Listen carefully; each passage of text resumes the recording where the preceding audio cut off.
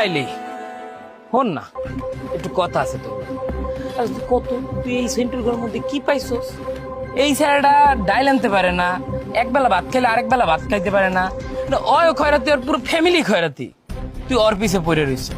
আর এদিকে আমি একটা মানে স্মার্ট কত সুন্দর একটা সেরা, তুই আমার দিকে একবার চাও না ঠিক মতো। তোর কতবার কইতেছি যে একটু দেখ ওদিক থেকে ভালো দিকে আয়।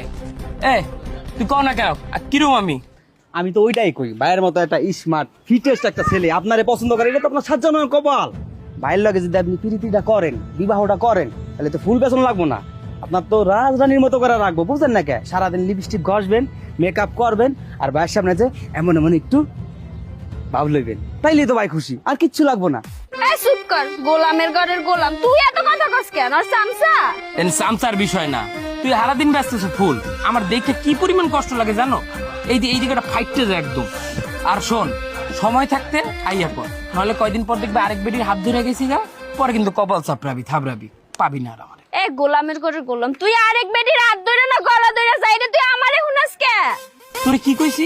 তুই আমার লগে থাকলে এরকম ফুল তোর ডেইলি মানুষ দিয়ে যাইবো, সেই ব্যবস্থা করে দেবো। তুই মনে কর পায়ের উপর পা তুলবি, শুয়ে থাকবি সারাদিন, আর শুধু আমার একটু আদর যত্ন করবি, বুঝো না? এখন তোরে মুই দেখামু মুই কি হটতে আরি খাড়া। তুই জুতো নাও কে?